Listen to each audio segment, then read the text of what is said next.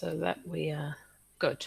So I repeat, the last day of this term is July the 2nd. So our last class is June the 29th, which is next Tuesday. Correct. Good. And then the second term starts on August the 17th. Is that correct? I don't know that. Ah, okay. From what I have on the calendar that I received at the beginning of the year, well, it would be, I'm not sure if it's the 17th or the 16th, which is a Monday, but that's what I've got from the calendar. August the 17th until December the 3rd. That's what I have on paper, at least. We'll check when more people are here, just in case.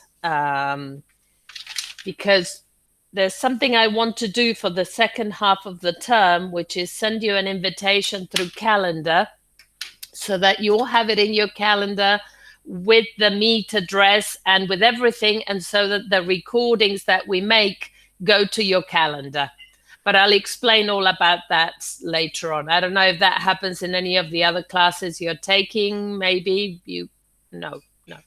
Okay. It's easier because you don't have to go into class. You just go to your calendar. Do you use calendar for anything? Chicas. I have never used it, and I have always wondered what it's for. Oh, it's one of the most useful functions of that Google has. I used to have, look, about 20 years ago, I gave a talk in Ushuaia, well, in Rio Grande, in Tierra del Fuego, actually, on multiple literacies, right? It wasn't 20 years ago. I was pregnant, I don't know, maybe 15 years ago, whatever. I went along, I had my handbag, and I took out my electronic diary, my telephone, my pen drive, and I put them all on my desk. And I said, all that in a few years is going to be one device. And they were all, nah. And in my electronic diary, what I had was two functions. My address book with the phone numbers of the people I knew and the addresses, which is now in your phone, obviously. And my diary, which was essential to me. I've had a diary since I was 13 years old. When I was in secondary school, I used to write down the thing I remember it looked like a pair of jeans because it was a book that was upholstered to look like, and it even had a pocket where you could put little papers. It was lovely. Anyway, hello, Lucia. How are you? Hello. How are you? Anyways, from the first year of secondary school to the present day, I write in my diary the things I have to do, because otherwise I forget more now than I did then, but even then, right? Now, the diary in the calendar, rather, I'll show you. Wait a minute. While we wait, we're talking Google, and we're talking about innovations for next term. Ooh, next year. Okay. So when you open Google, you've got this, and you click on this icon. This icon is called the waffle. Did you know that? It's got the 9 little dots. That one's called the waffle. There's another one that's called the hamburger, because it has 3 lines. They all have names. Anyway, when you go to the waffle, you can see all the different applications that you can use, right? And one of them is calendar. Yeah, so you click on calendar, and what you see is essentially a calendar. In fact, you see many calendars. These are all the calendars I have. Yeah. Now, this is my main calendar. Yeah. This is my daughter's calendar, which she'd hate me to show you. And then each class that is in Google Classroom has a calendar. at the moment, I've got ticked a family birthday calendar, which is a calendar that is only for family birthdays. Okay, but this is the calendar for, we don't use it much at the moment, but we will start using it the second term, which is why I'm showing you this. And it is where all the sessions we have will appear. And let me see if I can show you how this appears. Give me a sec.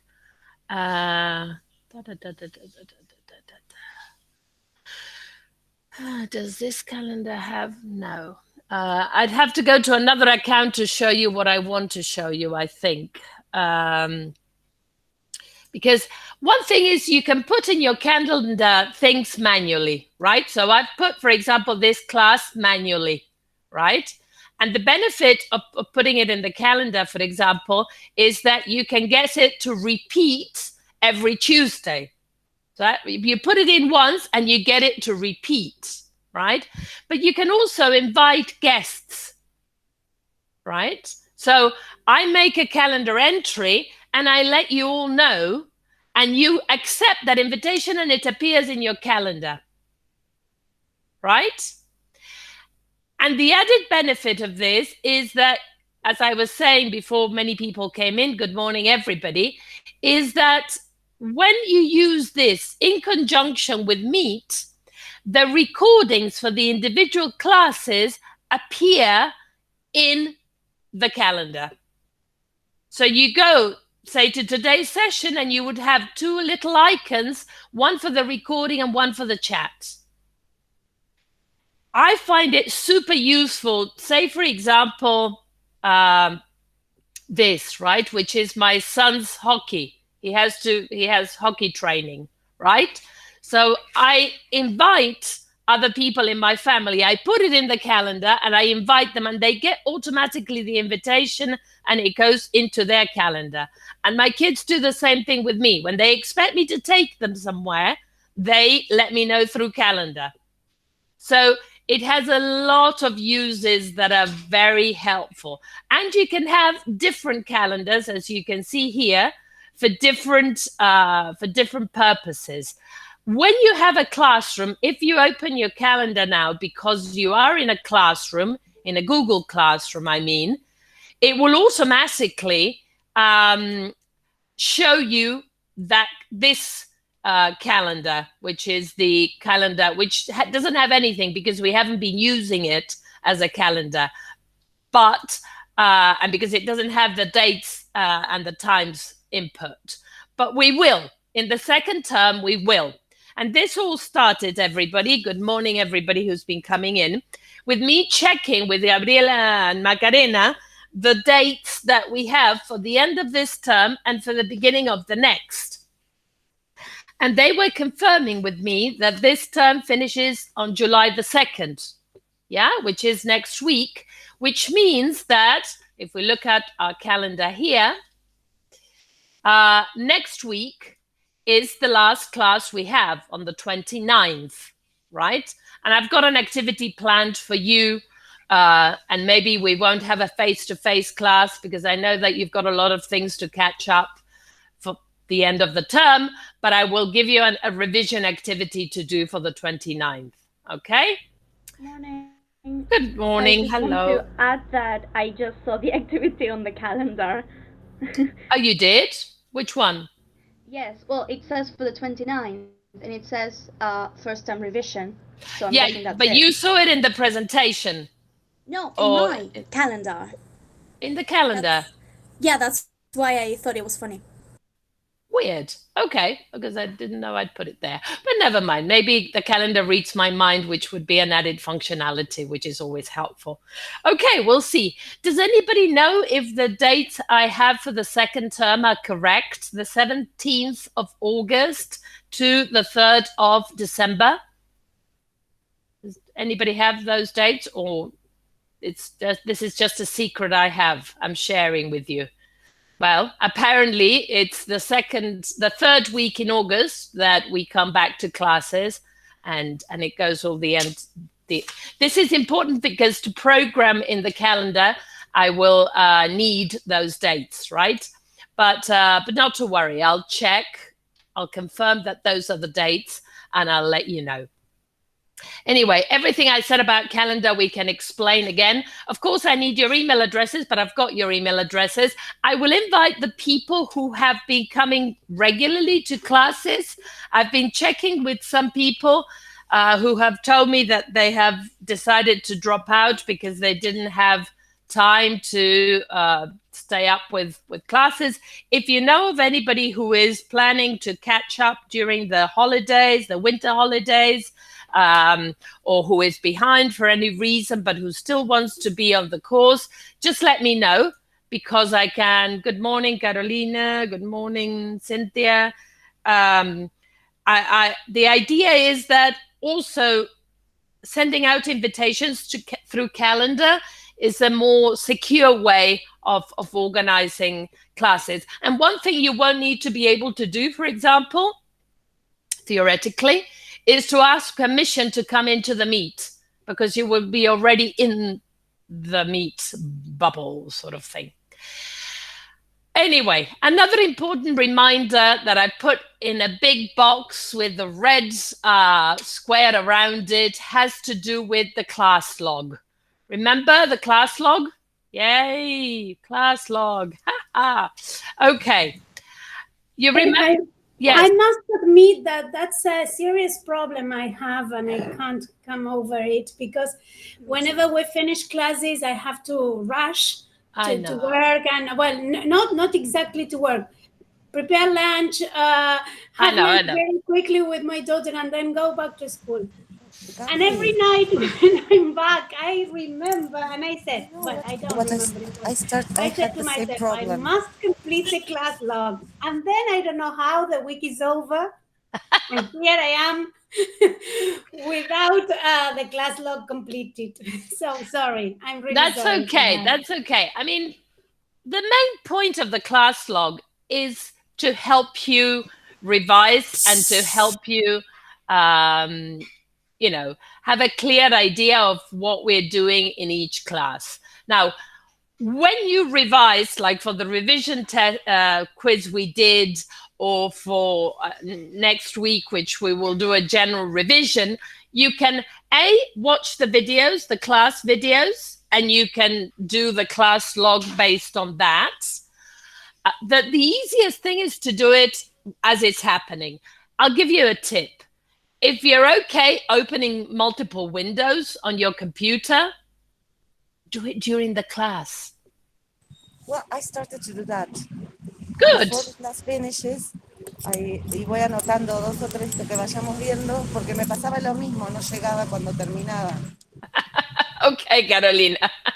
Are you driving, Carolina? ¿Cómo? Are you driving, or are you in the street? Yes. Yes. Okay. If you're driving, concentrate on what you're doing. No. I'm on the bus. Okay. What a relief. Yes, Gabriela. Sorry, Cristina. Yes, now I remember, because I am just opening it now. I tried to do it last week, and I cannot fill in the boxes. Now you cannot, because what you have for the boxes is a form. What you have to fill out is the form. This. That's why. Well, I tried last week. Now that I remember I tried. Okay. What's wrong with this? No. So how do I do it? Okay. First of all, in the classroom, you have an item called class log, where you have both the form and the summary of responses. Yeah? Are you seeing that? Look at it in my screen. Yeah? Also, at the beginning of the presentation, when we started talking about these things, there was a link to slide 10, where I explain what the class log is, and you can go to the form. Yes? You fill out the form. This summary here, which is the summary of answers, is so that you can see other people's answers. Yeah? I'm not suggesting you cheat by you know, picking up other people's answers, but it's also so that you can see my comments. The last column has my comments with answers and suggestions and links to other topics, okay? And the addition here, and this is why I had included this slide today, hang on a sec, here, this one, is that I added a second page here where there's a summary of who has answered and how many times. So you're not alone, Gabriela, if you, right?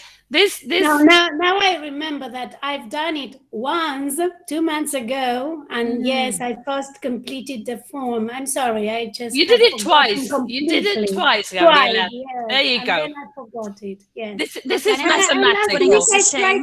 I tried to complete the other chart, and I said, "Why can't I write?" Oh well, this is understanding how these things work. This is protected so that you can make comments. One thing you can do here, if you say you wrote something and then you realize that you made a mistake, you select this, you can go to insert and you can insert a comment. Yeah? You've got permission to make comments. You don't have permission to edit. This is something I set. It's again, not magic, but it's something that you can program. When you create a form, the form collects the answers in this format. And because I created the form, I have permission to add anything I like the column where I add the comments. And I've given you permission. I can give you permission to read it, to view it. I can give you permission to comment, which is what I did, or I can give you permission to edit. I didn't give you permission to edit. I gave you permission to view and to comment. So what you can do, I'm telling you all this because these are tools that you may want to use with your students as well, okay? You can use forms for all sorts of things. You can use forms for feedback. You can use forms for exams, right? You can use forms. You've been using them for quizzes, for example, during the course, but you can use them for your students for the same purpose, right? And you can always get these collected answers. You get actually two types of answers.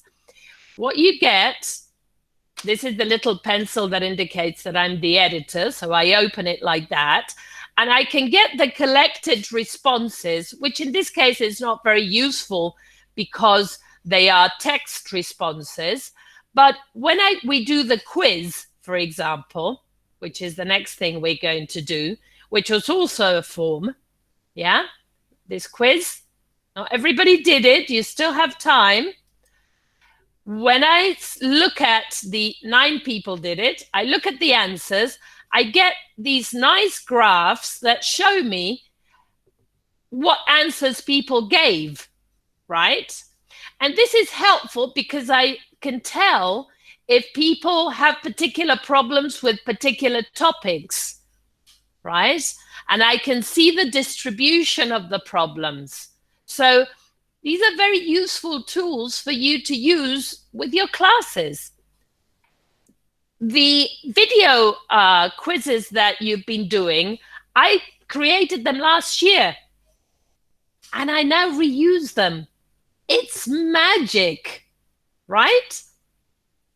Now, a lot of people say that teaching online takes a lot of time, a lot of preparation, and it's true. I had a lot of things that were already digital, so that helps me. But if you think about it right, you've got a lot of opportunities of reusing the material you create, okay? So you shouldn't try to do things the way you always did them. You can take advantage of these tools to do things better and to save you time, okay? Believe it or not. Now, to me, the class log is super useful because it tells me about the things that you were interested in, the things that you didn't understand at a certain point. Sometimes I will tell you, wait a bit, we'll talk about that some more later on, or I will just tell you, look at this website or look at that because it's a particular interest of yours, okay? But it's very helpful during the course, which is why I asked you to do it. I tried to do it during the course. Now, Carolina agreed with me, Gabriela, in that she starts doing it during the class, which is fine. You have it open and you write things as we go along. And I'm doing that now. I'm just completing the first lines. Good. Excellent. Okay. So going back to the presentation, what I wanted to tell you about the class log is that to me, it's your, I know that sometimes you may have connectivity issues. You may be on the bus like Carolina. You may not be able to talk. You may not be able to turn your camera on. I appreciate it when I see some faces because it's helpful to see people nodding and smiling. And frankly, I don't know if you have experience of teaching groups. They are the faces you remember. I'm terrible with names, right? At least now I have the name and the face together, but I'm terrible with names. But I understand. And I don't get, some colleagues of mine get really upset when everybody has their cameras off because they think people are sleeping, because they think people are not paying attention, because. And I don't. You want to have your camera off, you need to have your camera off. That's fine by me. I'm just telling you the experience from this end, which is, I get feedback from faces nodding or going, or whatever, right? So it's helpful. So if some people can have the cameras on, that's so much the better. But because I know that's not always possible, the class log helps me have a thermometer of, where you are in terms of understanding, where you are in terms of interests, where you are in terms of things that need to be clarified. So this is why I insist. I'm not, I told you about this at the beginning of the year, and I'm not going to be a pest about it because I don't think there's much point about that. Any questions or doubts about the class log? As I said, yes. I have a question. Okay, so the ones that we haven't been doing from previous classes, should we go back and do them? Yes. Okay. Thank you. No, I just wanted to know so that I know what I have to do. I was going to tell you that the next class, I started talking about next class. I know that you'll have a lot of things for finishing, for closing the term, maybe subjects that you're finishing now. And so I have a proposal for next class, which will be asynchronous, where we don't have to get together and in a meet, but you have to do some revision work, which includes maybe going back over past classes. So what you can do is you can watch the videos for the different classes. You remember that when you go to Classroom and you go to class recordings, you have all the recordings for all the different classes. And I've just noticed that that shouldn't be there because that's not from there. Let me just remove that. Why is that there? Weird. Okay. And I've had to create a second one of these because they didn't fit anymore. So you've got more class recordings. Each one has the date. So you can actually see, which recording is which. You can speed up recordings. You know about that, right? When you view something, say you want to watch this class, right? Because you want to remember what we talked about, you start playing it, no sound. You go to settings, you go to playback speed, and you can speed it up to twice as fast. Okay? If you're just checking what was said to remember, well, you're not seeing much at the moment. Is it working now? I haven't got it in the right setting for you to actually see what the video, but you're seeing it, right? Yes. Anyway, now when I switch to you, you don't see it, but never mind. The point I was making is that you can watch the video at a faster speed if you need to. Of course, I'm going to be speaking very, very fast, but if you're just checking what was said to remember because you were in the class, that's fine, okay? That's just a trick I'm sharing with you to save you time, okay? But it's like revising, you know, any revision involves going back over things, right? You can have it in the background while you're doing something else. Anyway, so yes, ideally, by the end of the year, I take the class log like as a kind of attendance. It's not attendance because, as I said at the beginning of the year, I don't check attendance. I don't take a list and go, who's here, who turned the computer on. I'm not interested, you know, who turned the computer on. And I'm not interested in who was there in body but not in mind, basically, right? And this could happen in the face-to-face class, because you could be sitting at the back of the classroom and going, what am I going to have for lunch? What should I buy from the shop when I leave the, you know, and that was a much participation anyway. I could force you to participate in the face-to-face class. I could force you here. I could call on individual names and make you participate. I think you're grown-ups. I think that there's no calling for that, right? It's up to you to take advantage of the possibilities you have and to participate in the way that you can. Any other questions about the class log? All clear? Yeah, cool. All right, well, let's have a look at heads, specifiers, and complements, yeah, which was a very simple quiz that you had to do. And we're going to see the summarized responses, right? So in this case, you had a sentence like the cat, not a sentence, a phrase, I'm sorry. And here it asked you to decide which of those two elements were the specifier and the heads. So there was the specifier according to this, and cat, the head, right? In this analysis, which is the analysis that we have been using so far, we consider the cat to be a noun phrase because we consider cat to be the head. Now, you will come across other analyses that consider the cat to be a determiner phrase. Chan. If the cat is a determiner phrase, then the is the head and cat is the complement. Now, this is a particular kind of analysis that was proposed by a guy called Abney. Right? Let me just show you.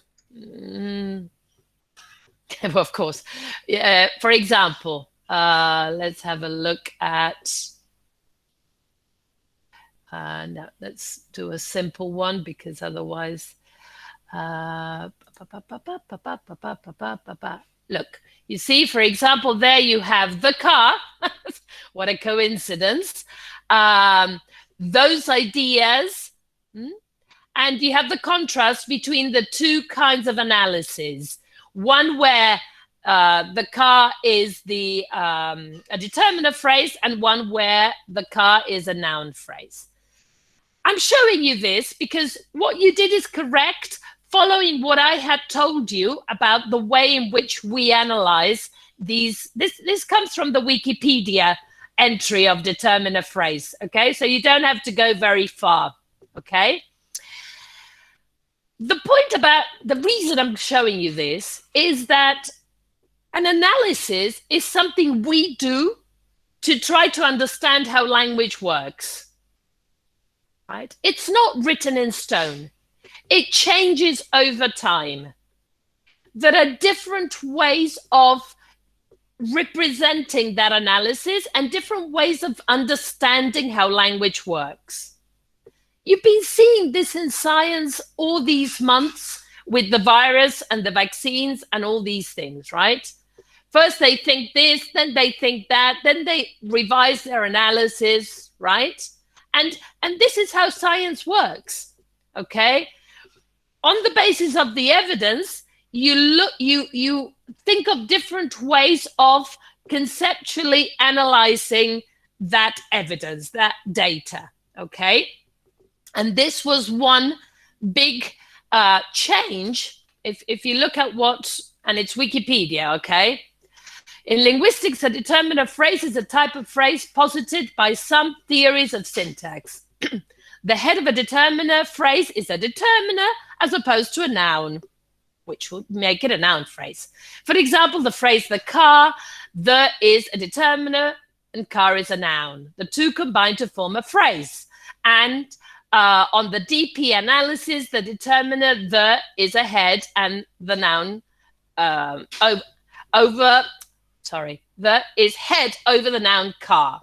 The existence of DPs is a controversial issue in the study of syntax. The traditional analysis of phrases, such as the car, is that the noun is the head, which means that the phrase is a noun phrase, not a determiner phrase. Beginning in the mid-1980s, an alternative analysis arose that posits the determiner as a head, which makes the phrase DP instead of NP. Okay, that's a long paragraph to say just what we explained, right? But what I want you to take away with this is that the way of presenting there are different ways of analyzing the same strings of language, okay? That's just what I want you to bear in mind with respect to this, okay? Don't worry about it too much at the moment. Yes. But if we follow that theory, then many phrases would be determiner phrases. All the noun phrases. All the noun phrases. Absolutely. All right. Yep. In which case, it would be fine. You would just switch and you would have all the noun phrases become determiner phrases and whatever. But it's exactly that. It's looking at things differently. Okay, but what you answered was correct given what we had said up to that point. All right. Okay, now let's look at girls. You just had girls. So girls has to be the head because there's only one element, right? And in fact, this points to the fact that you can have a single word and even a single morpheme sentence. Give me a second. I can't write and talk at the same time. Can anyone think of a single morpheme sentence? No. No, good. Yes. Yes, that's another one. Stop. Help. Okay. All those are single morpheme sentences, right? Single morpheme, single word, single phrase, and it's just one sentence, right? So that's the bare minimum you can have in a sentence.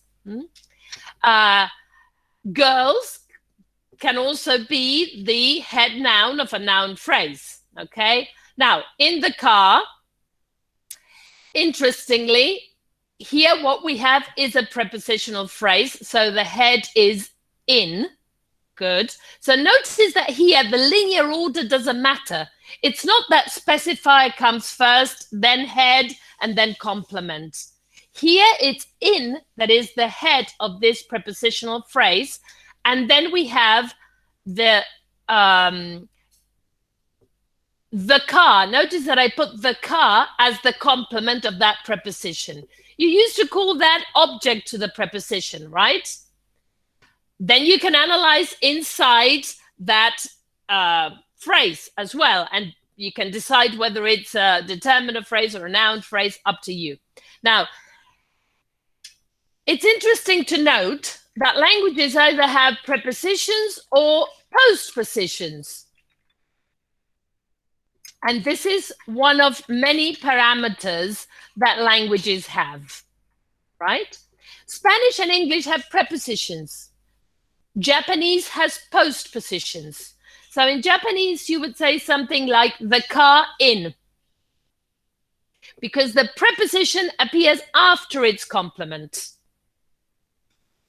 And interestingly, when you have that switch, when you have prepositions, you do other things in a particular way. And when you have postpositions, you do things in another particular way. So for example, for the topic we're going to see today, which is question making, when we make questions, we move arguments to the beginning of the sentence, right? What did you buy? You bought what? And that what moves to the beginning of the sentence. In Japanese, where you have postpositions, you would say something like, you bought what? With the what at the end of the sentence. Okay? I'm not going to teach you Japanese, don't worry. I don't know enough Japanese to teach you, but I'm making these contrasts because this is quite important in the light of languages in general. The idea is that languages have certain principles that all languages respect and certain parameters which are the ways in which languages differ. So, for example, we've been talking about predicators and complements, predicators and arguments, right? And we said that rain, sleep, and buy and give are the types of verbs that we can have in English because we classify them according to the number of complements or the arguments that they take, right? Well, that classification applies to all languages. Right? In all languages, you can classify verbs according to the number of arguments they take. And you have from 0 to 4 in all languages. So that's a principle. Okay? Now, in some languages, you can omit some of the arguments. Right? So you can say, for example, in Spanish, llamó, but in English you have to say he phoned, right? You have to mention it in English. So much so that when you say in Spanish, llueve, in English you have to say it rains, right? With that it not being a pronoun, that it being a filler for the position of the subject, but it's not an argument. It's not an argument of the verb, right? Because there's nothing that rains. Yeah? And this is a parameter. The parameter is that there are certain languages, like Spanish, where you can omit the subject. And there are certain languages, like English, where you have to mention the subject. Right? So in this respect, French is like English because you have to say il pleut. But Italian is like Spanish because you can say piove. And you don't have to mention. So you can classify the languages into these two big groups. Yeah? Don't worry too much about this. We'll keep talking about these things. Anyway. Really happy. Okay.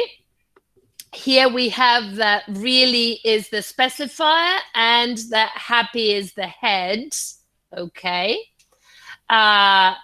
Really can't be the complement because it doesn't complete the meaning of happy. It makes it more specific. It gives us a bit more, but we can have happy without having really or without having anything else, right? Good. Well, talks is the head because it's the only bit that we have. worked is the head, and at home is the complement. Okay. It's the complement of the VP, but you would be correct in saying that it's actually an adjunct as well. Remember when we differentiated arguments and adjuncts, and we said that adjuncts are things that can be omitted, right? Like place and time and so on and so forth. Good. On the island, on is the head. Again, it's not the specifier because it appears first. This is a prepositional phrase. So the head of the prepositional phrase is the preposition. That then requires a complement, because you can't say it is on. You have to say it is on something. It is on the island. And by the way, I chose on the island on purpose because it's not in the island. In the island would be inside, right? So on sometimes is used for location in weird ways, like on the island or on the farm. Just because people keep coming in. What a day we have today. Okay. Incredibly interesting. Again, incredibly is a way of specifying how interesting. So it's the specifier, and interesting is the head, and in this case it's an adjective, right? So this is an adjectival phrase. Good. And the poem about love, from what we analyzed, and from the noun phrase analysis, the is the specifier, because we hadn't talked about determiner phrases, right? So that's correct. Poem is the head, and about love is the complement. Okay, good. Okay, here we've got lots of doubts, it seems. Again, what is the main word in rarely smiles? Would you say rarely smiles is a verb phrase or an adverbial phrase? It's a verb phrase. So if smiles is the head, rarely is the specifier of smiles. And smiles is the head. Good. Cakes can only be the head. That's good. We'll paint the wall. Okay, here we introduced something. And again, you'll see that there are more ways of analyzing this later on. But for the time being, we'll just leave that. Will kind of coincided because you saw it first and you said it was specifier. Then paint has to be the head because this is a verb phrase, and the wall is the complement, the thing that was painted, the direct object. Okay, this is good as far as first intuitions go with regards to this. We'll be talking some more about this. Don't panic, don't worry. But what I want to do today, since we've got such good attendance at this point, is I want to go to our breakout rooms, and we're going to be working on these two activities. I'm going to explain the activities to you. Let me first get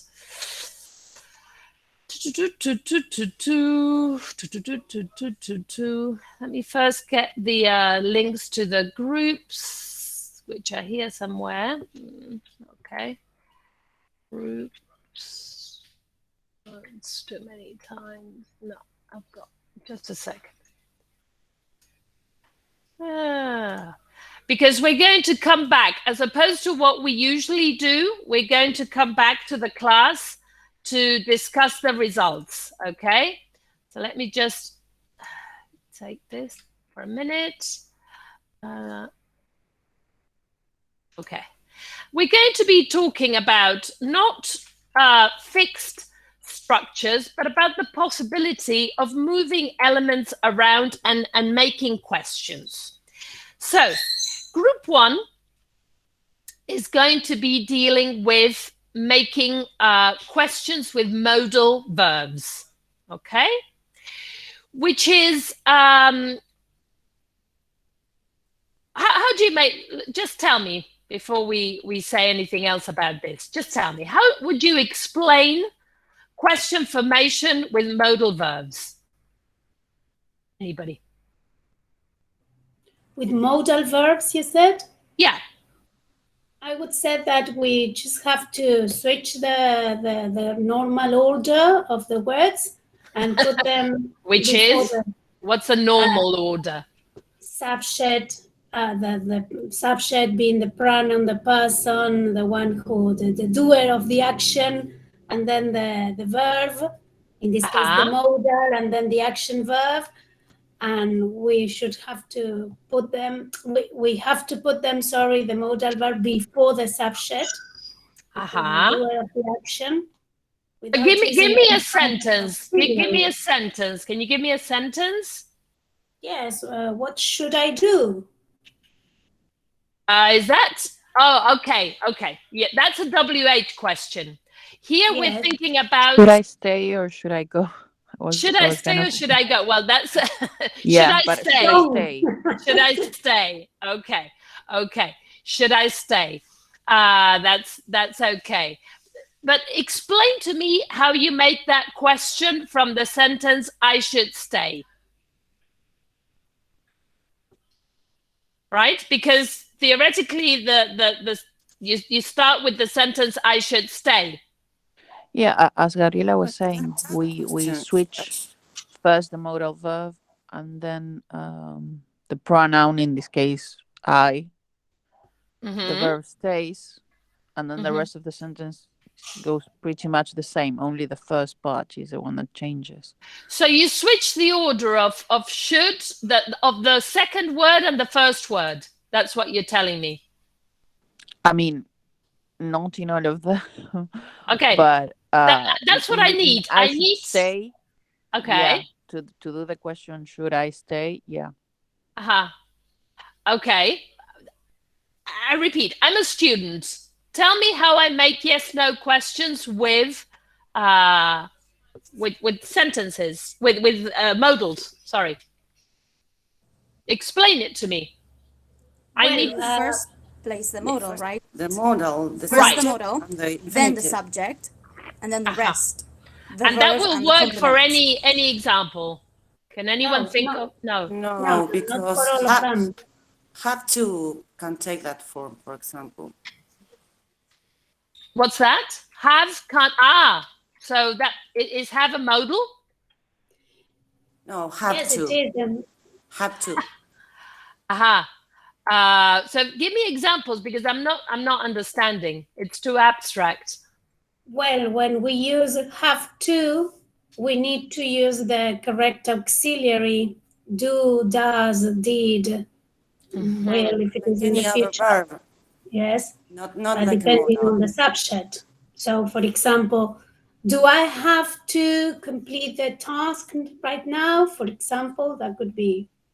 Have to do where does that do come from? Where does that do come from? Is that a modal? A modal of obligation.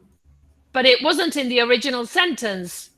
The statement is I have to complete the, right? The auxiliary is always implicit. So it's actually she does have to. But is you don't it? say the does. Yes. I'm pretty sure. So it's the same to say she has to and she does have to. I'm a student. No. I'm asking. No, the meaning changes. No, so wait, it's not she the does same. Have to, she has to. It's not because when doesn't take the form of a modal when you place the auxiliary. When you place the auxiliary, you're emphasizing. So if you want to emphasize, you will say the auxiliary. She does have to. Any other opinions? Whenever I have to teach the modals, I say to my students that have to is the only one of the modal verbs that requires the use of auxiliaries for questions and for negative sentences, because all the others have their own negative form, like mustn't, shouldn't, needn't, etc. And to make the question form, we only switch the position of the modal and the pronoun or the person. Okay. Any objections or any other views on this? Maybe if, for example, my students already know the present simple, I don't know if this will help them or confuse them, but we can explain the difference between the verb to be and the other verbs. And we can say, okay, there are modals that doesn't take auxiliaries, like, and modals that do. Can you tell me more? Which ones do and which ones? How do I know? Well, I can think about another one that have to. Can anyone help, Carolina?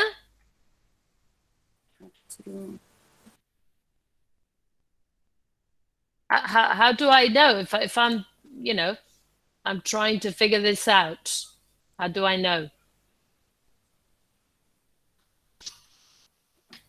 No? The thing is if I say I haven't to, I'm using like possessive form. So I can use the not with have. We do with must or will or should. But do you say I haven't to, or do you say I don't have to? No, por eso we can do that. Because I haven't is no tengo. It's confusing. I mean, por algo, there's a reason not to use have not. Not to use have not. There's a reason for us to use don't have to. The thing is that if you use haven't, as a negative, the meaning is different. I mean, you're not using it as a modal verb. So, what are you using it as? You're using it as an auxiliary. That's why you can, for other... What's the difference between a modal and an auxiliary?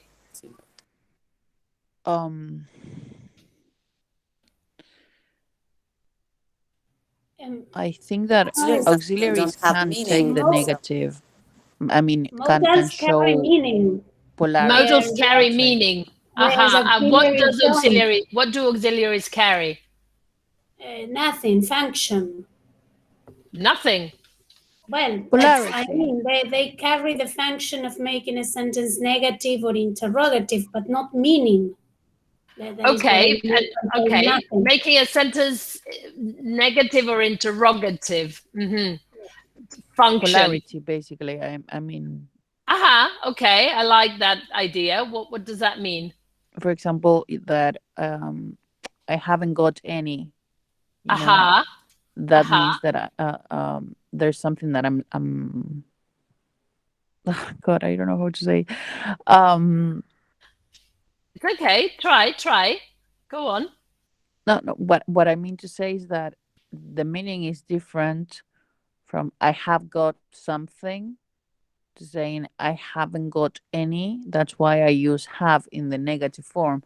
But in this case, we're using have to as a modal verb. That means that it has another function, as saying that we have an obligation, that something is required and necessary. And it's not the case with I haven't got any. We're saying the amount of things we possess. That's why in one case we can use haven't and show the polarity that it's negative, but with the modals, with this modal function is different. Okay. All right. Okay.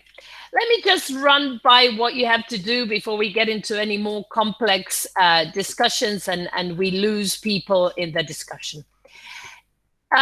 Group 1, who is going to be tackling this activity you're seeing here, which has question formation, which will now seem very simple compared to what we've just said, has to take the first 5 sentences and form questions with the different modals that appear. English has several types of auxiliary verbs. One set is modals: will, would, shall, should, can, could, may, might, and must. Each of the sentences below contains a modal verb. Simple, right? you've got the 5 sentences.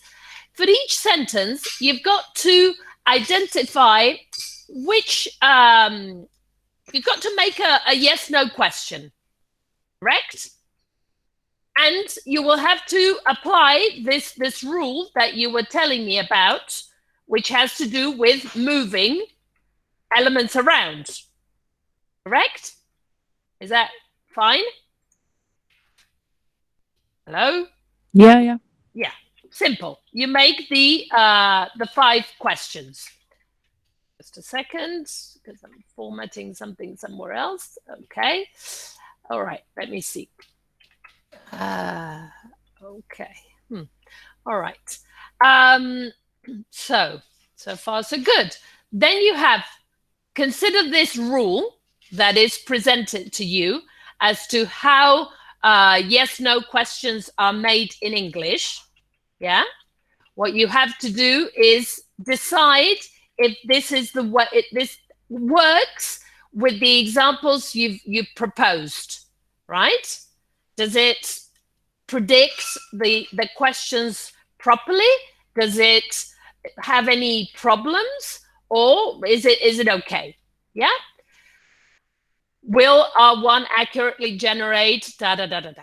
And then you have a C part of the exercise where you have some more sentences, and you have to apply the rule that you generated, R1, to those new sentences. Right? Is that clear? So you have to make questions with those new sentences. All right? Okay, then, that is for group 1. Yeah. And then you have to say if for those 5 sentences that you just did, it worked, right? It was okay. The rule worked properly, right? As for group 1, let's say, I think we're just going to have group 1 and 2 rather than have 4 groups given the number of people we have. Okay, I'm just changing that in the in here. Okay, so that's the first group. As we were just saying, give me a second. Here we go. So group 2, on the other hand, is going to be looking at this other activity, which is also question formation, but it has to do with WH questions. Okay? And what you have is sentences, again, with different elements underlined, and you have to form the WH question that corresponds to the different constituents in the sentence. So, John devoured several durians in Kottaburu. There's a C letter missing there, but it should be there. Each underlined constituent can be questioned by substituting the appropriate WH expression, moving the WH expression to the front of the sentence, making the necessary order and word and verb adjustments. Thus, the question for A is who devoured several durians in Kottaburu? Okay? And you have the process that is applied to form that question. And then what you have is a number of sentences with different bits underlined, okay, where you have to ask the relevant questions. Now, for each group, let me just show you this here. You have in these notes already, and this is what I was adjusting, a table to fill out, okay, here, and here you even have the sentences, okay, where you have to form the questions. So here you will have A and B and C and so on and so forth, right? Sorry, Christina, so you have to ask at least 3 questions. You have to format at least 3 questions in that case. It depends. In number 1, it's 3 questions. Okay, in number 2, it's 2 questions. In number 3, it's 2. In number 4, it's John is F, Mary is G, and John and Mary is H. Yeah? You can see it here more clearly. Yeah, but you can also see it here. All right. So what I want you to do in both cases is to include this is group 1, to include the people who are participating. So we have a record of who participated in which group. Okay? That was a very complicated explanation for something that is quite simple. Okay? You just go to the document, the material in slides, what number is it? 108. We're up to 108. And you follow the 2. Now, we've got, I'm tempted to form, am I going to have balanced groups in terms of numbers, or is everybody going to go to one group? Scary. Okay, I'll let you decide. No, if you see, Cristina, you can divide us. I don't want to. It's the same. If you see there's too many people in the group where you are, join the other group. Okay. At the moment, I'm sending the links to the groups. We've got, how many people? Where does it say that now? This has changed. How many people? 3, 6, 9, 10. I think we've got 13, 14 people. So there should be 6, 7 people in each group. Yeah. So if you see there's more than that, go to the other group. All right. Cristina, I just sent you a request to edit the first document because I don't have any access. Okay, let me just check that. Could be. You're right. You're right. Let me just change that. Yeah. Just give me a sec. You're absolutely right. Here we are. You should now have access to both of them. Okay? Check, please. And let's do something. It's now 11:15. Okay? Let's get back together at 11:10. Is that all right? Lost the meet now. So we can discuss where you are. Where did I put the meet? Here, and here's the other link. So you have 25 minutes to do this. It shouldn't be, as all these, they get more complicated as you go along, and the problems arise as you get closer to the end. But they're also the more interesting examples. Okay. Are we ready to go to the breakout rooms? Yes? Yes. Okay. Off you go.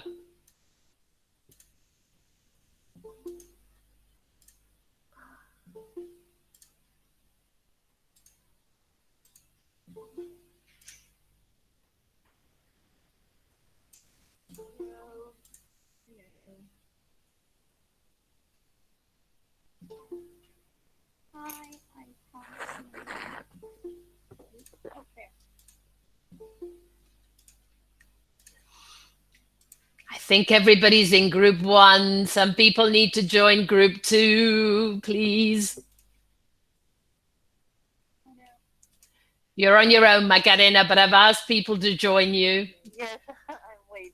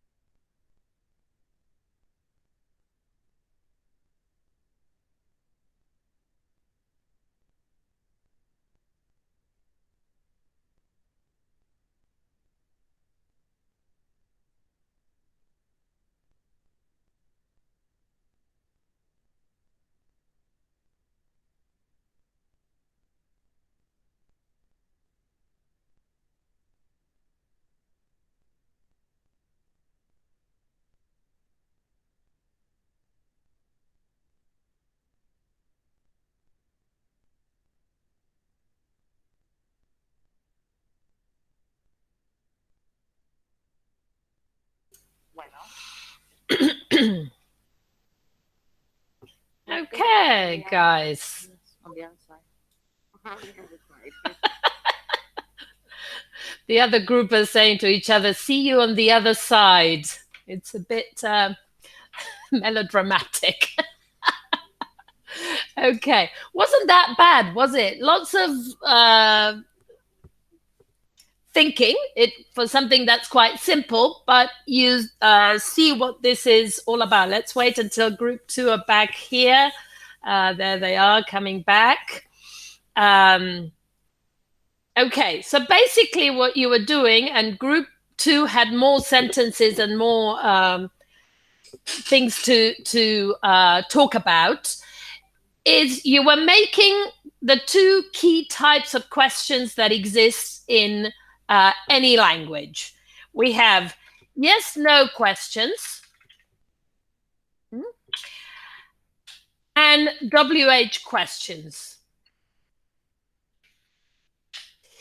Yes/no questions, you were working in particular with those that have modals, right? And WH questions, you were working more generally. But these are all the questions that exist in any language. Now, there are different rules and there are different ways in which they are formed. Let's take a look at what group 1 wrote with respect to the questions they had to form. Would you like to tell us a little bit about what problems you encountered, group 1? Well, the problems arose with complex sentences. Why? Because the main verb wasn't the modal verb. So what we really wanted to ask, era una oración más subordinada la del modal. Entonces no era lo que queríamos preguntar eso. It wasn't what the question was about. Right. Now, the rule 1 was to form a yes/no question for a sentence that contains a modal verb, move the modal to the front of the sentence, right? That worked for the first few sentences you had, right? Because you could form the questions with that rule. You just found the modal and you moved it to the front. No problem, right? That was okay. The rule works perfectly. Now, you were saying that in the second lot of questions you had, anyone who can count to 10 will know the answer. What's the problem with this one? For the rule, I mean. You formed the correct question, but what's the problem? There we could not apply the rule, or we could not put the modal at the beginning because the modal was. But you did. But you did. But yes, it was will. There was another modal. Can. Exactly. Yeah. The problem was deciding which modal. And it was certainly not the first one you came across. It's not a question of linear order to identify the modal that needs to be moved. That wasn't sufficient, right?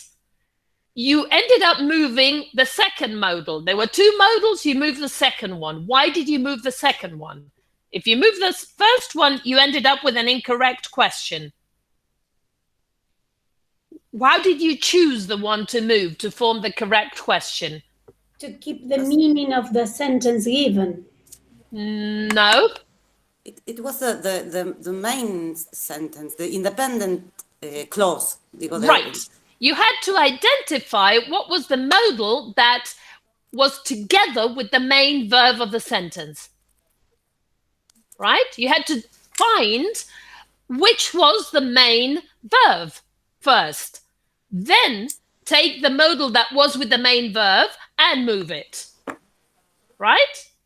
So it wasn't a question of finding the modal and then moving it. All right? The guy you should talk to is sick today. What about that one? Again, the same. You correctly identified the fact that if you moved, you could have done the same thing in the case of the first question, right? If you had moved can out of here and put it here, that would have yielded an ungrammatical sentence. This is a good thing you did in the second example, right? You're showing how following the rule produces an ungrammatical sentence.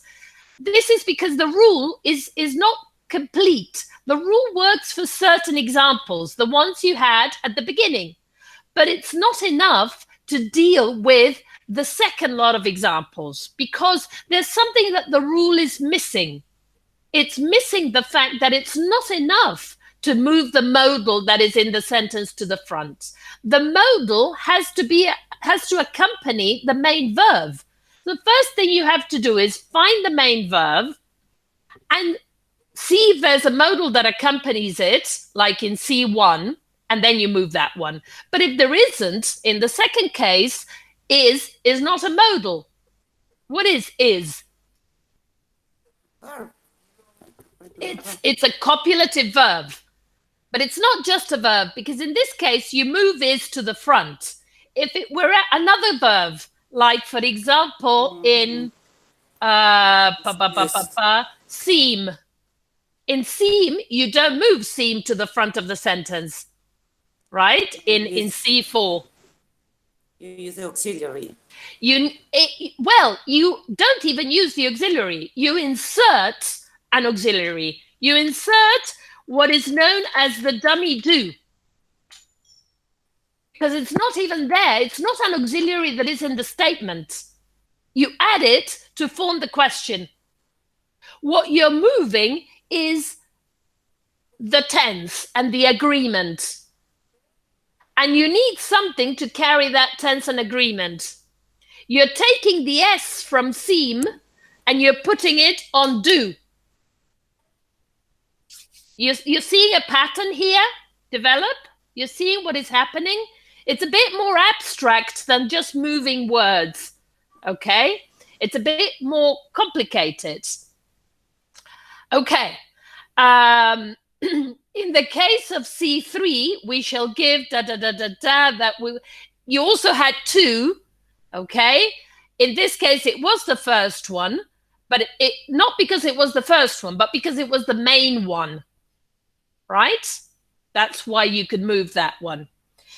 Okay, and in 5, it's not 5 is there to show you that it's not a question of length. It doesn't matter how far, how close. It's a question of hierarchy, which is the main auxiliary you have to move. Okay? Out of the confusion you had at the beginning, is something becoming a bit clearer as to how to form these questions, these yes-no questions, and how to come up with a rule that really predicts all the possible types of yes-no questions?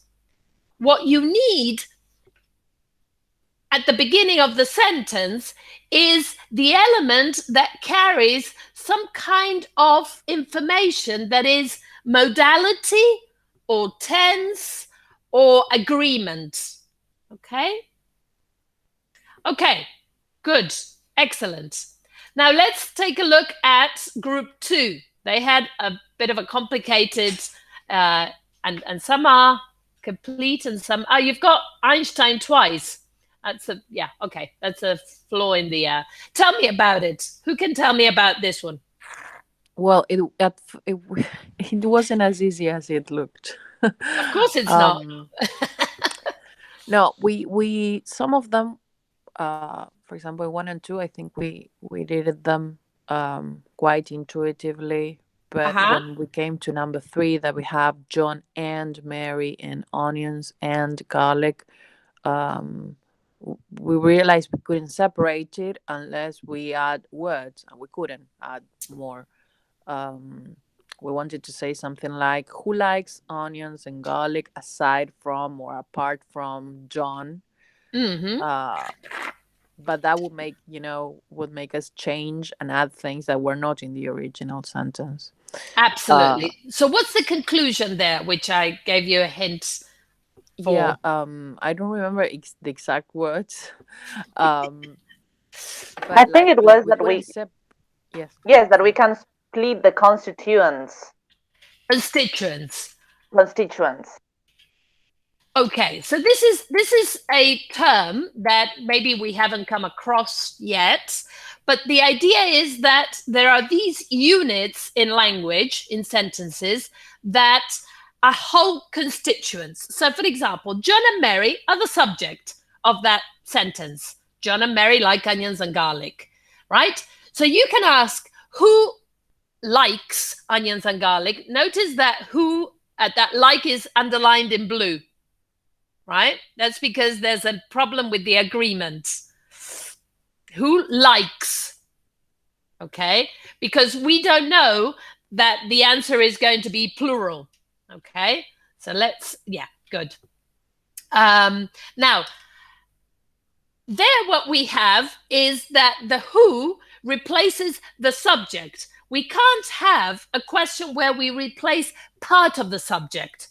We can't say, who and Mary likes onions and garlic. You see?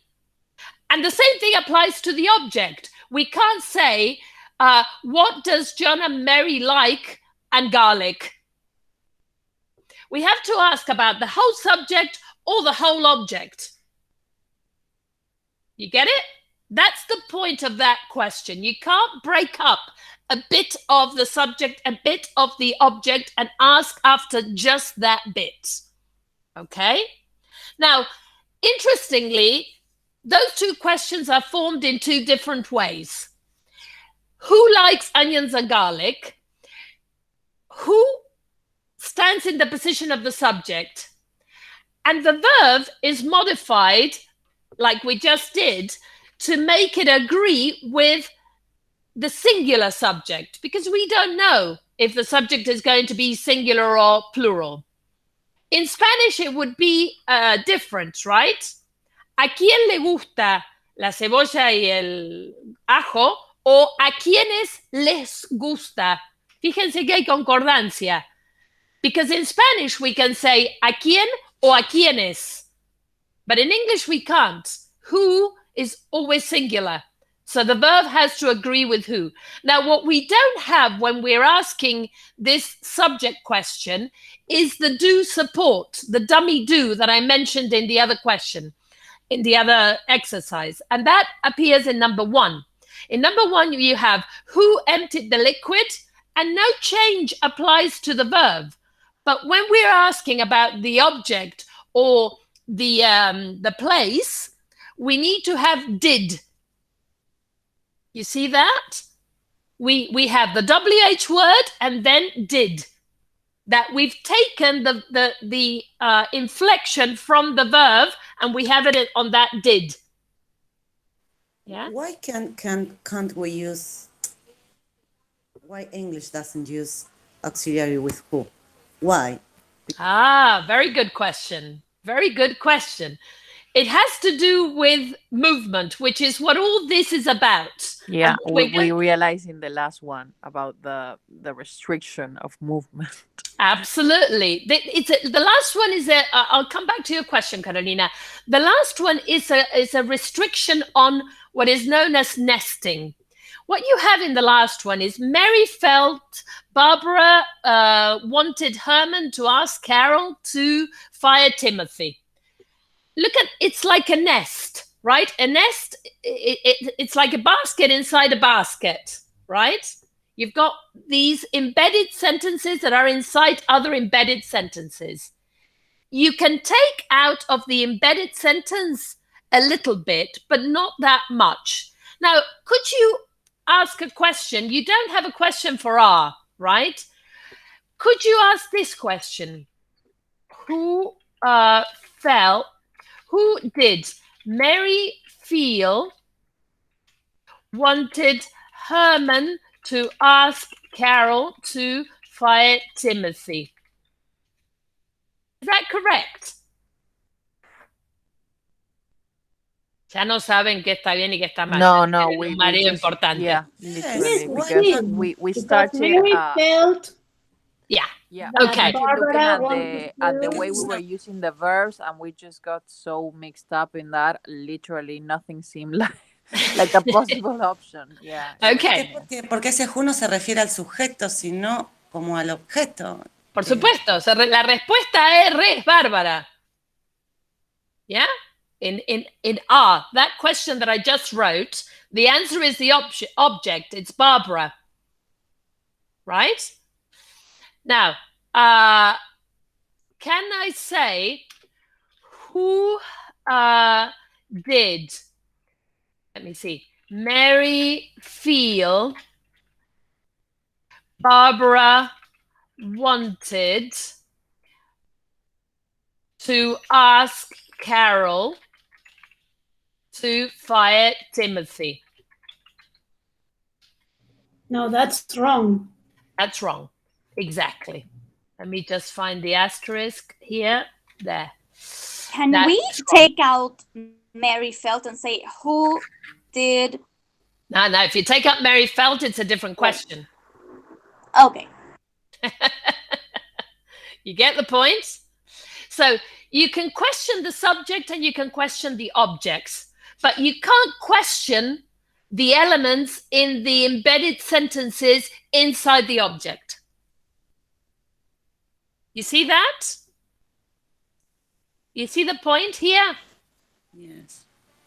So now, we can't ask about Herman or Carol or Timothy. Or Timothy. Exactly. Okay. Exactly. Because you can't take things out of embedded clauses because they're like invisible. They're inside a closed box. Okay?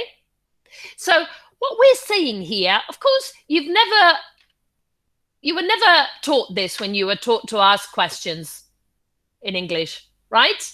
You were never given these complicated questions. But you may have students who try to ask these things. And you need to have reasons for telling them why it is that you do it one way or another. Carolina's question is a very interesting one. When the element that is questioned is the subject, the verb doesn't change in its shape. And you don't need to separate the inflection from the verb. Look at A. Okay. Look at H. Look at L. Look at O. And look at Q. They are all who, and then the sentence it's like who stands in the position of the subject, and then the rest of the sentence stays the same. So the question of questioning the subject is slightly different from any other question, any other WH question. Yeah. Of course, because the rest of the WH question, they question about the object or the complement or the, but claro, es la única they require that you do something with the inflection on the verb. The inflection can be the modal, it can be an auxiliary, or it can be the inflection that is that's a morpheme on the verb. And so you need do support. You know, there's these two questions. Do you have a pencil? And have you got a pencil? Yes. Yeah. What's the difference? Well, have you got it? It has its own way to deny itself. Como have, yo lo pienso como cualquier otro verbo que usa el do. Ahora, have got, yo lo asocio más con el verb to be, que tiene su propia forma de negarse, lo pienso yo de esa forma, no utiliza un auxiliar. Okay. It's also have got, right? It's also have got. In the but first I can say one. I haven't got, but no. Mm-hmm. But they mean the same thing, right? Those two questions. Who uses one and who uses the other one? I like have. I use the other one. UK. Yeah, UK. Have you got? I have a relationship with have. I like it. Yes. We get along very well. Yes, in the UK, they use have you got. That's right. So there's a difference in terms of different varieties of English that use one or the other. But that has a consequence in terms of the type of verb that have is, as Carolina was indicating, like the type of person. So she has a relationship with have, but in the sense that have in have got is more like an auxiliary. Whereas in do you have, it's more like a main verb. That's why it stays in its position rather than move to the front. In have got, it's more like is. That got moves is to the participle of get, so sería como... sí, no, porque no significa lo mismo. It doesn't mean I obtained. It's related, right? But it's, yeah, okay. Okay. Now, take it easy. I know that this has made your brain cells work. Some of you are in the sun, which is a good thing, Martina. You get a bit of sun while we're doing all this. It's helpful to get some vitamin D in all this. Again, we're going to be talking more about this. This is about question formation, the two main types of questions we have in English. It's about formulating rules and revising rules to see that they work or don't work, and what do they work on. Now, sorry, Christina, I had a question in number 5.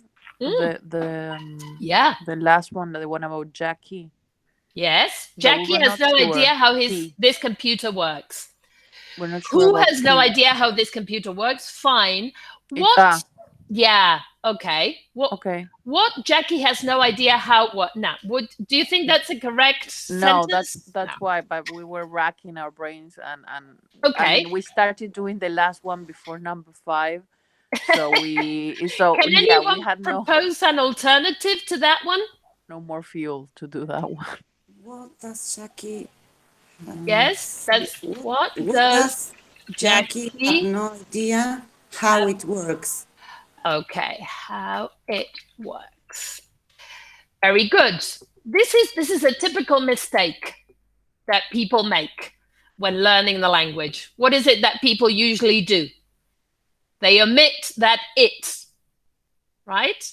That it needs to be there because that what that was extracted from there, because that what is the subject of works, right? It's this computer. It's been taken out, but it's too far away. And works is a conjugated verb, and it needs a subject.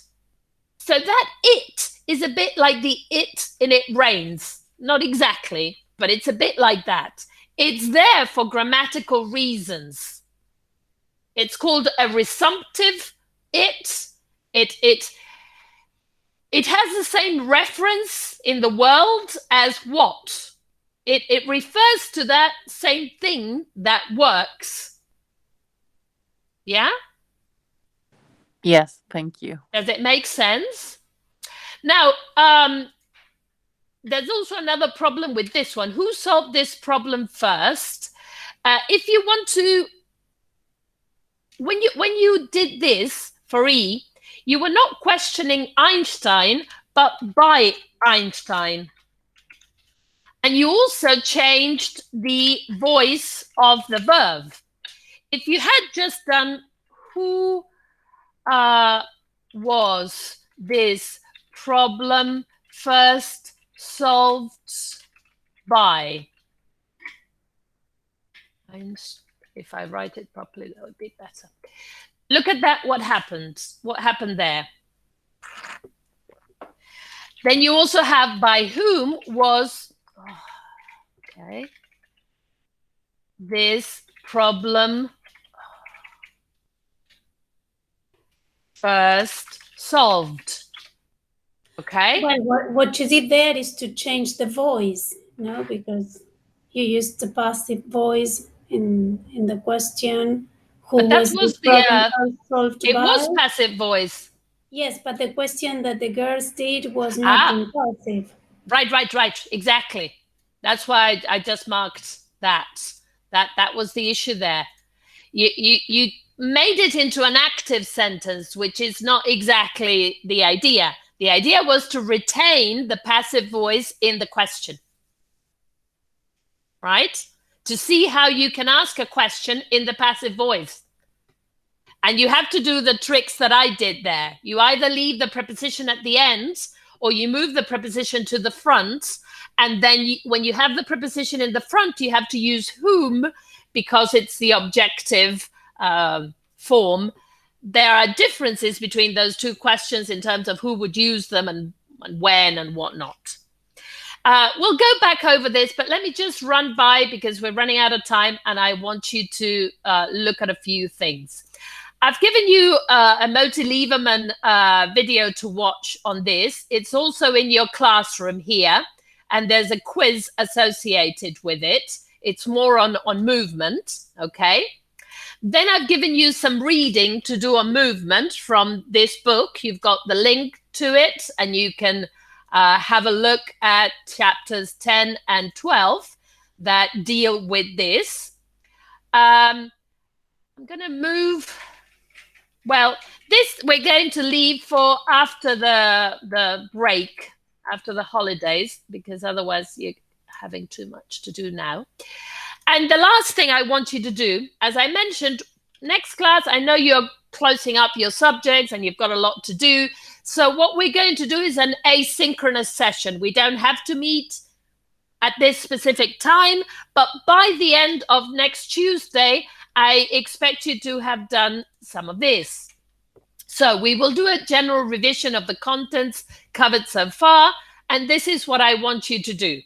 To watch or re-watch any classes you could not attend or that covered contents that you're not sure about, to complete the assignments and quizzes you have not completed yet, to complete the class log for as many classes as possible, and to use this document,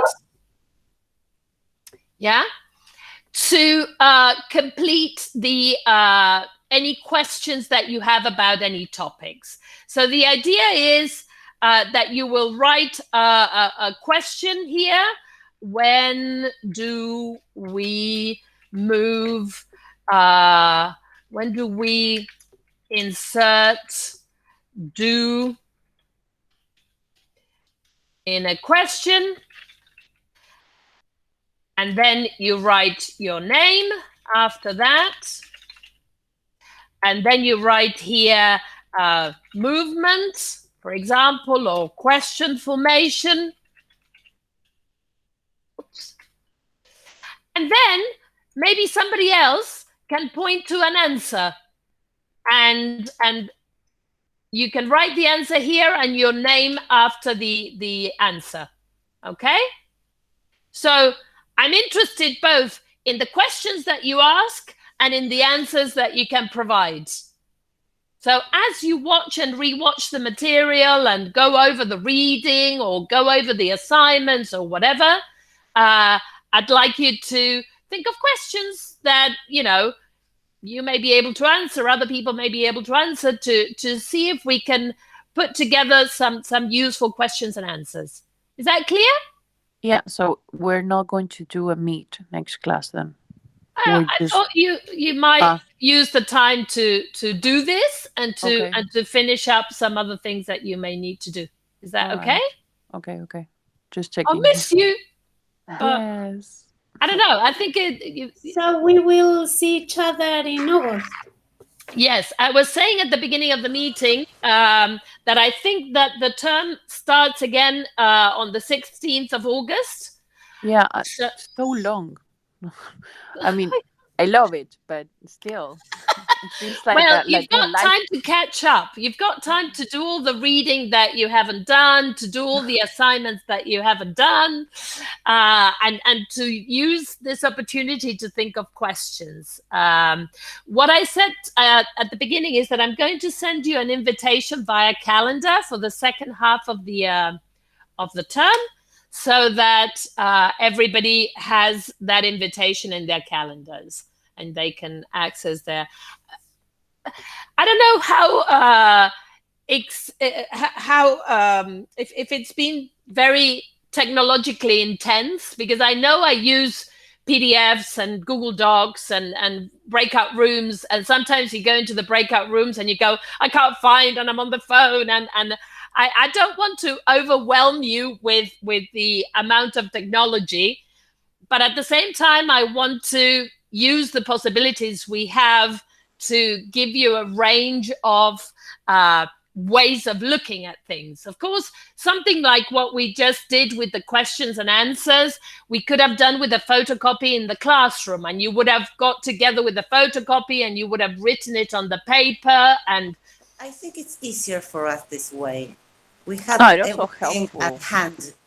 Tenemos todo a mano y todo fácil y todo al alcance. A mí me parece. That's the idea, and you can do a lot more collaborative things that maybe you can't do right in the moment.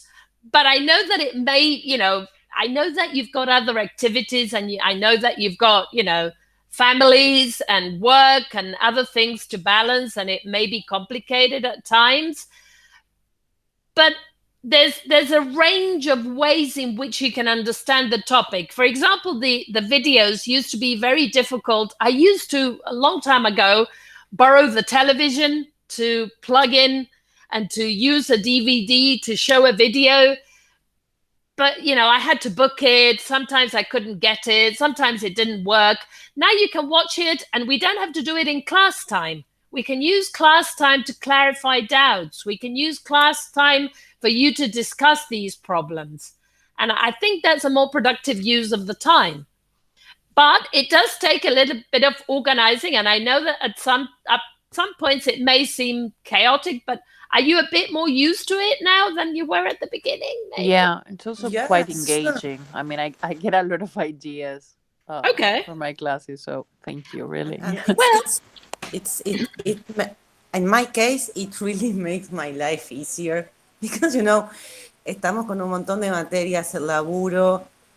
So even if you miss a class, you know where to go. Absolutely. I mean, medio mimados, te diría. Ay, bueno, está bien. Really. That's all, yeah. I mean, the idea is to help you organize things. And in relation to what Paula was saying, the task, and you can start thinking about this for after the holidays, o sea que para que no me extrañen tanto, una tareita chiquitita, acá la pueden ir pensando. In this slide, you have grammar teaching materials. So teaching materials that focus on particular grammar points. And the idea is that then you should find your own material, examples of your own material that focus on grammar points, right? I'm sure that you've discussed in taller, whatever, that we don't necessarily teach grammar as such. We teach communicative functions and we teach for communication, but sometimes we need to raise awareness on particular grammar points, like making questions or, particular verb types or modal verbs or whatever it is, right? So these are video materials that they're just examples, right? So that we can start maybe collecting a selection of materials that can help you teach particular grammar points that you may need to teach, and that give you ideas as to how to tackle some grammar points. Because you're not just learning the grammar that you need to teach your students. You're not going to be teaching your students about determiner phrases or about WH movement or about preposition stranding, but you have to understand those things because they will appear in the language you teach your students. So you have to have an understanding that is greater than what you teach your students, right? And that's the whole point of what we're doing. But we also have to connect it with what it is that we teach our students as far as grammar is concerned, right? So it's the two things. What we understand, think about it as a doctor. You want your doctor to know more about how your body works than you do. You need to understand some things that your doctor will explain to you. But your doctor won't explain everything they know about how your body works. Well, the same thing here. You need to know more about how the language works than what you will tell your students. And sometimes it gets a bit abstract. And sometimes it's a bit, it makes your noodles work, okay? Your brain work in a kind of, like going to the gym. Too many metaphors, never mind. Sometimes it's a bit, difficult. But the idea is that you gain an insight into how these things work. Is that okay? This activity, the revision activity, I've set it with a deadline at the end of Tuesday, next Tuesday, so that I can write some comments on it afterwards. We can then maybe go on asking questions later on if we need to, but try and write some questions by the end of next Tuesday so that I can give you some feedback. Okay. Yeah, I have a question about that. Is there any limit as regards contribution, or we can ask as many questions? Okay, no limit. Great. That sounds a bit scary, Macarena. No. I mean that, well, at least we have to make one question and answer what you the can. question made by another student. Yeah. Okay, great. The question may not be answerable now with the level of knowledge you have, but you may be pointing at something that, maybe wasn't clear in the video, maybe wasn't clear in the exercise, maybe it's something that you want to know more about. It's a bit like the things that you include in the class log too, but maybe more specific, right? Perfect. Maybe you can bring some example you came across. Maybe now we are not talking so much about morphology, but we talked a lot about morphology, right? Okay. Maybe now that you know about morphology, you came across examples in your teaching that, gave you pause for thought. You didn't know how to deal with them, or you understood something because of what we've said. I don't know, maybe, right? So bring all those things in. Okay, guys, I'll be seeing you online next Tuesday, not on Meet, but online in the document. And have great holidays and finish up with all your subjects and all the exams or whatever you have before the holidays. Thank you. Okay? You too. Thank you. Thank you very much. See you. Bye. And a nice week. See you guys. Bye-bye. Bye-bye.